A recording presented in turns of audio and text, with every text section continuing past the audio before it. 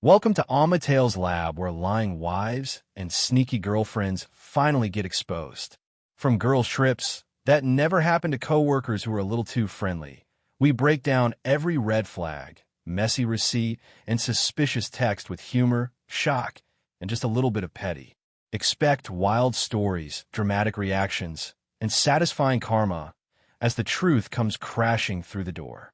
If you love relationship tea, plot twists, and seeing players get played, this channel is your new home.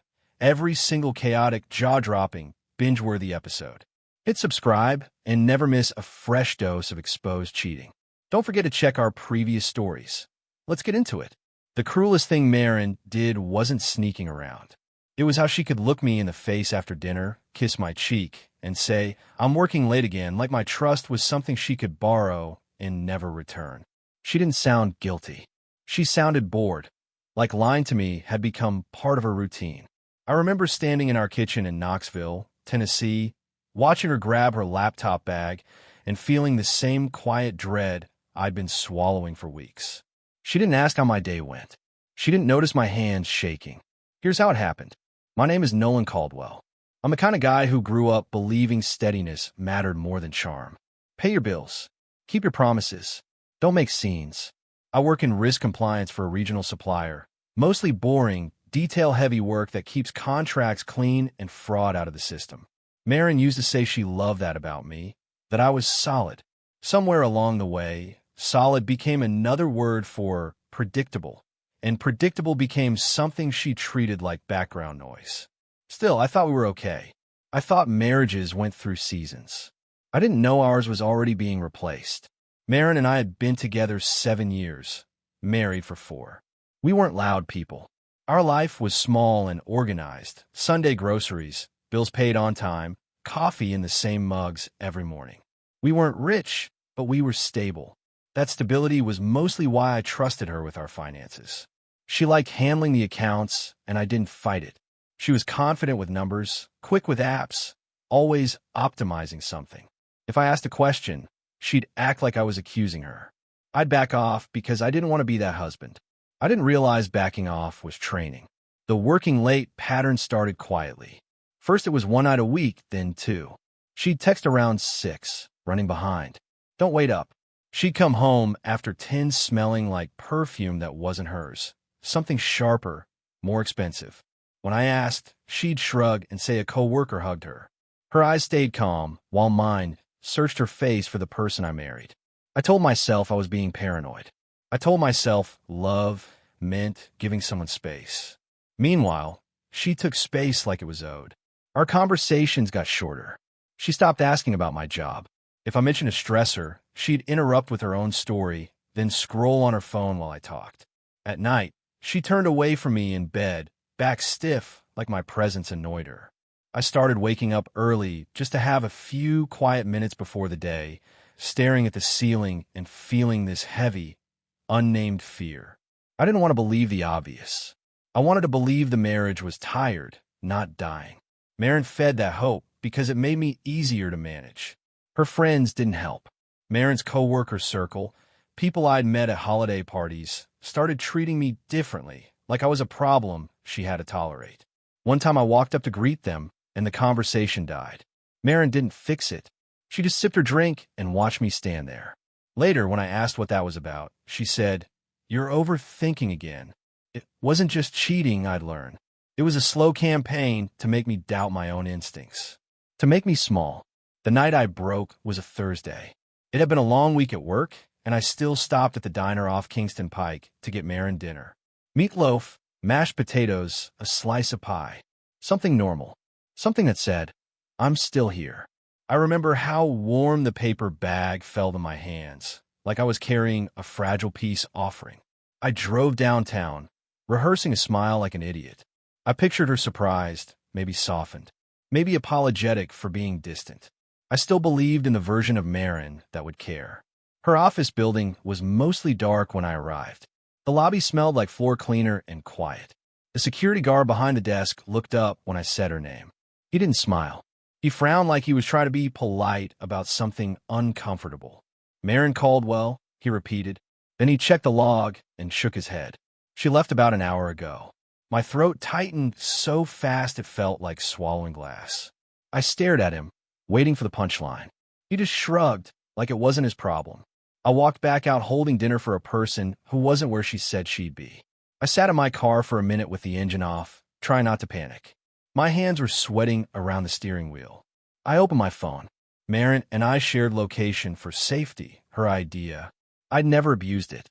It felt wrong to even look. But I looked. Her dot wasn't at her office. It was a couple miles away near a strip of medical suites, quiet buildings, low lighting, back entrances. It didn't make sense. I told myself there was an explanation.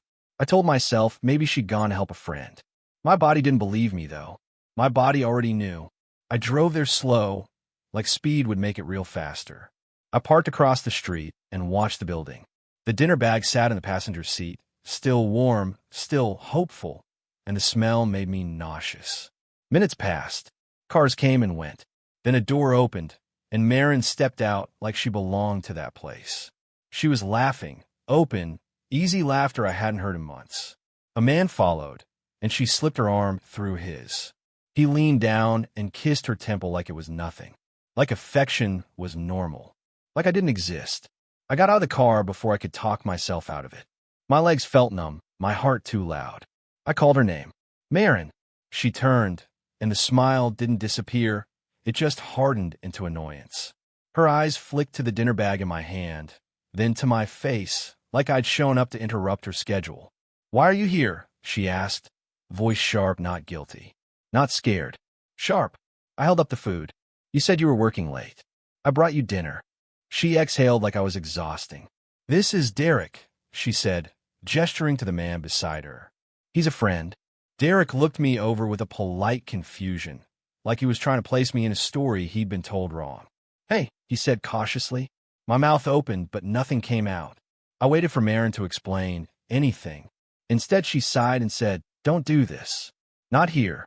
Like I was the one embarrassing her. Like I was a kid who didn't know when to stop. My hand shook so hard the bag crinkled. Derek's face changed. He looked at Marin, then back at me. "You're her husband?" he asked, uncertainty turning into alarm. Marin's jaw tightened. "Derek," she warned low. He ignored the warning and looked at me with real confusion. "She told me she was separated," he said. "Said you moved out months ago. She said things were complicated. She said you were unstable." The word unstable hit me like a slap. Marin didn't correct him. She didn't deny it. She just stared at Derek like he was disobeying. Then she looked at me and said flat, "We're done." No apology.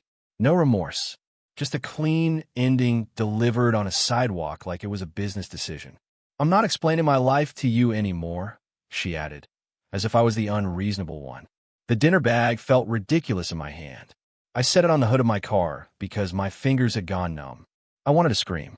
I wanted to beg. I wanted to rewind time to the last, normal morning when she kissed me without flinching. But she stood there calm, like my pain was an inconvenience. Derek looked sick. Marin looked bored. That contrast broke something inside me. I drove home in silence, hands tight on the wheel. The dinner sat untouched beside me, like proof of my stupidity. When I pulled into her driveway, the porch light was on. The house looked warm, normal, safe, like it hadn't just become a place I didn't belong.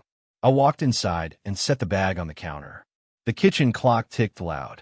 I sat on the couch because the bedroom smelled like her shampoo, and I couldn't handle it. I didn't sleep much. Every time I closed my eyes, I saw her laughing with him like my love was a joke. Marin didn't come home that night. She texted at 1:12 a.m., "Don't wait up." That was it. No explanation. No acknowledgement of what she'd done. The next morning she arrived like a storm. Fast, cold, purposeful. She walked past me, grabbed clothes, and didn't meet my eyes. When I finally asked, "How long has this been happening?" she laughed short and mean. "Why does it matter?" she said. "You always need a timeline for everything." She slammed a drawer. "You're exhausting, Nolan." Then she left again, like I was a chore she was tired of doing. The following days were a blur of humiliation. She came and went, taking what she wanted. If I tried to talk, she'd cut me off. "We're not doing this," she'd say, scrolling her phone. Once, I followed her into the hallway and asked her to at least tell me the truth. She turned, eyes cold, and said, "You should be grateful I stayed as long as I did." That sentence lodged in my chest like a stone. I cried in the laundry room because it was the only place in the house that felt private. When she saw me, she smirked. "You're being dramatic," she said, and walked away. She started rewriting our marriage in real time. My sister called and asked if I was okay because Marin told her I'd been controlling and paranoid. Friends stopped checking in. Some of them looked at me like I was the reason Marin cheated, like I'd failed some secret test. The worst part was Marin's confidence. She wasn't afraid of consequences because she'd already planted the story that she was escaping a difficult man. I realized she wasn't just leaving. She was trying to ruin my credibility so no one would believe me when I said what she'd done. That's when my job instincts finally woke up. I stopped begging for love and started watching patterns. In compliance work, you learn that people who lie confidently don't just lie once. They build systems around the lie. I began noticing little things, packages arriving that weren't for me, charges on our account I didn't recognize, her new perfume that was definitely not from the drugstore. I asked once about a hotel charge. She snapped, "It's for work travel. You wouldn't understand." Then she smiled like she'd won. That smile made me decide something quietly. I was done being managed. If she wanted war, she'd get paperwork. One evening, after she left again, I opened my laptop and logged into our banking portals. I hadn't looked closely in years. I told myself I was just checking because things felt unstable. The moment I saw the transfers, my stomach dropped. There were payments that didn't match our normal life. Venmo notes with vague emojis, repeated charges at restaurants I'd never been to, a series of payments labeled rent that didn't correspond to our mortgage. I pulled statements from months back than a year. My fingers shook, but my mind was suddenly calm. Calm like it gets when you find the source of a problem. I built a timeline. Not because I wanted revenge, because I needed reality. Dates, amounts, destinations. I compared charges to nights. She claimed she was working late. The overlap was brutal. There were hotel charges on Tuesdays, steakhouse charges on Thursdays, little boutique purchases on weekends when she said she was visiting a friend. The deeper I dug, the clearer it became. She hadn't just cheated, she'd funded the affair with our joint money. My money, the stability I'd worked for. I felt embarrassed, then furious, then strangely focused. Pain is loud. Focus is quiet. I chose quiet. I also noticed something else. Marin was sloppy. She wasn't used to being questioned. She assumed I'd keep backing down. That arrogance left trails. Derek's name showed up in a payment memo once. Just once, like she'd forgotten herself. Another time, an address appeared under a transaction. I looked it up and found an apartment complex across town. Not fancy, but not cheap. My chest tightened. She was building a separate life and paying for it with the life we built. I took screenshots, saved PDFs, and backed everything up to a drive she couldn't access. I wasn't trying to destroy her. I was trying to protect myself. The next step was the hardest. Acting normal. I didn't confront her with the evidence. I didn't throw screenshots at her like weapons. I knew that if I did, she'd spin it. She'd accuse me of spying, control, abuse, anything to shift the spotlight. So I kept my face calm. When she came home to grab clothes, I asked nothing. When she complained about me being cold, I didn't react. Inside, I felt like I was walking through a burning house, carrying documents instead of furniture. Love makes you rescue feelings first.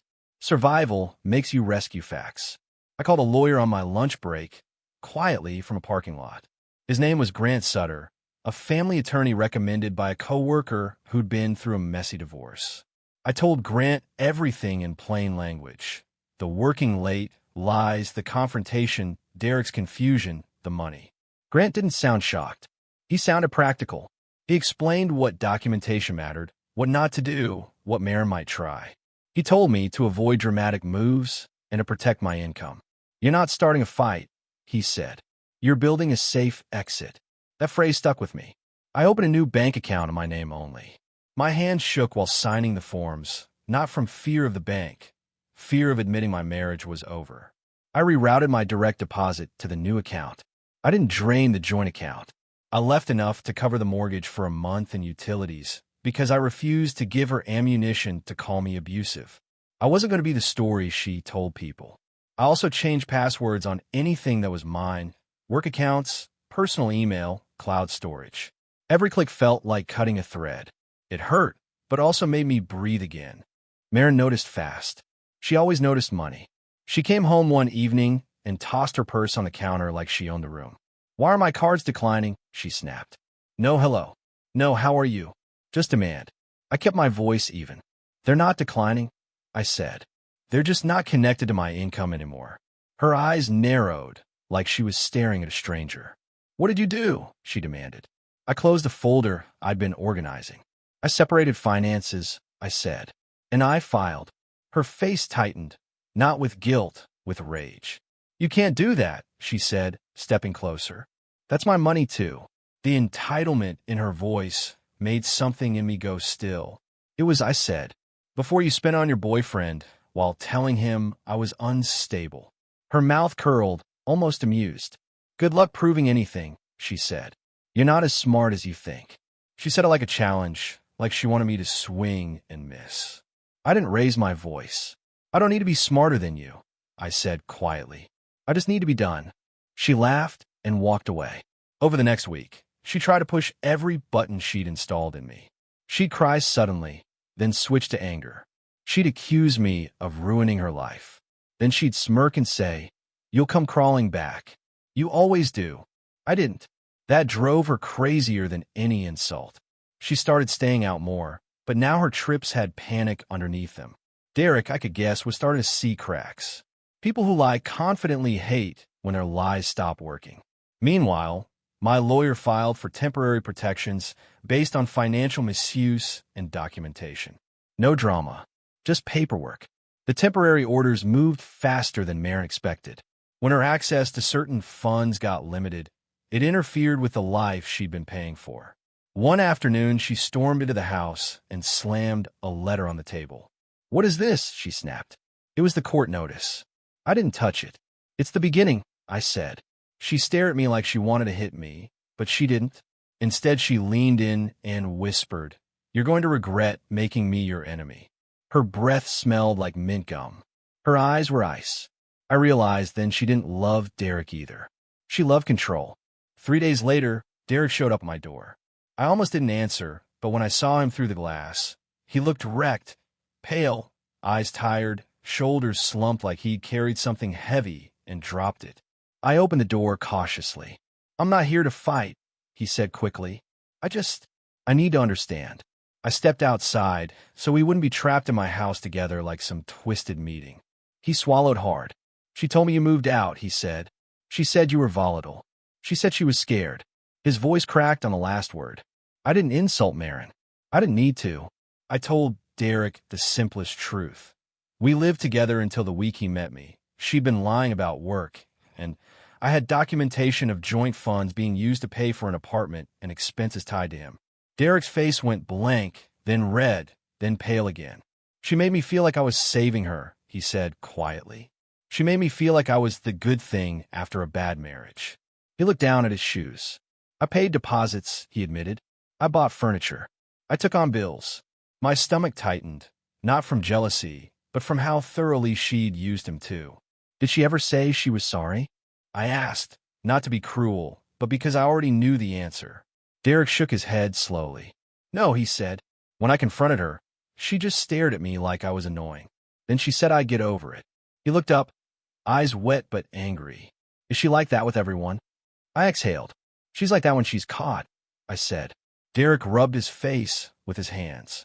"She's been calling me nonstop," he admitted, threatening me, saying I owe her loyalty. He laughed once, hollow. "I don't even know who she is."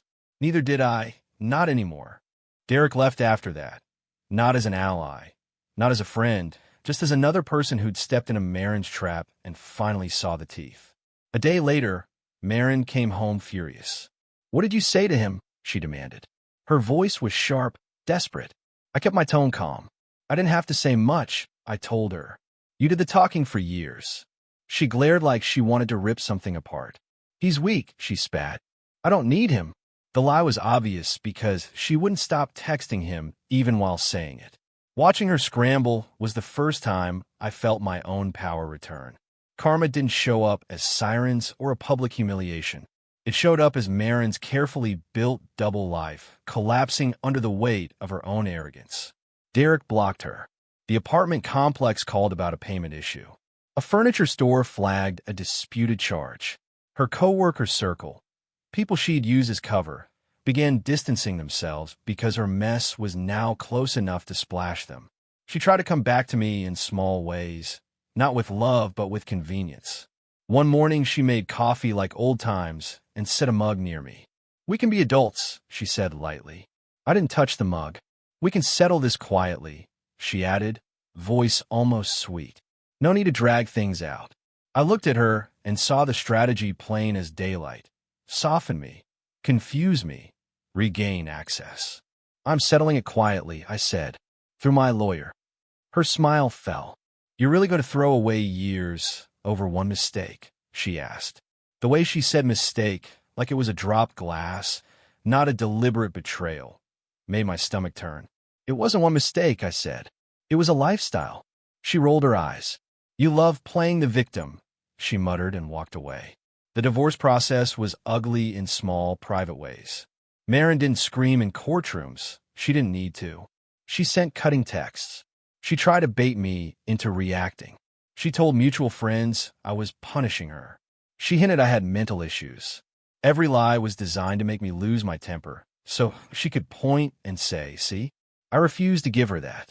I communicated only through email when necessary. I saved everything.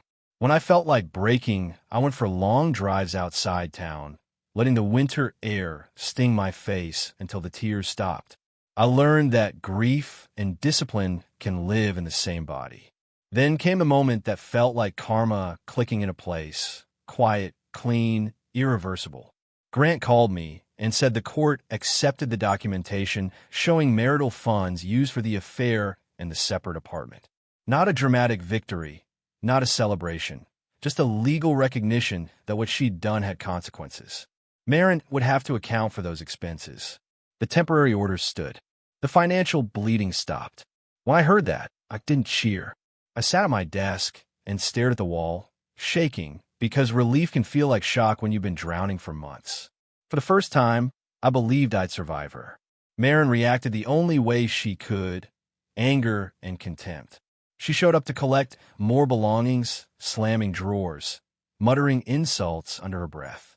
"You think you're so righteous," she said, stuffing clothes into a bag.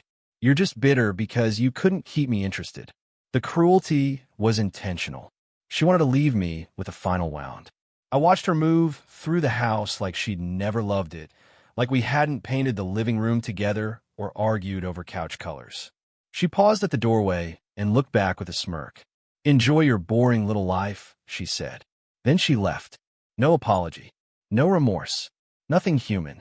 After the paperwork, after the locks were changed legally, after her last box was gone, the house got quiet in a different way. Not lonely quiet, honest quiet. I ate dinner at my table without waiting for her car in the driveway. I paid bills without dread. I deleted her location from my phone and felt a strange lightness, like cutting a wire that had been buzzing under my skin. Some nights, I still woke up sweating, hearing her voice calling me dramatic. But I'd sit up, breathe, and remind myself, she doesn't get to narrate my reality anymore. Healing wasn't a straight line. It was a series of small, private choices. My comeback wasn't public. I didn't announce anything. I didn't post a victory. I didn't need a crowd to validate me. I rebuilt quietly. New routines, better sleep, weekends filled with errands that felt peaceful instead of tense. I started running again, not for a glow-up, just to feel my body belonged to me. The final karma was simple and realistic. Marin lost access. Access to my money, my stability, my trust, my softness. She lost the version of me that would keep forgiving to keep the peace. And I gained something I hadn't had in a long time, the ability to look at my life without bracing for impact. In Knoxville, in my quiet house, I finally felt safe. If you enjoyed this story, please like, comment, and share this video with your friends. Subscribe and turn on the notification bell so you never miss a powerful story drop.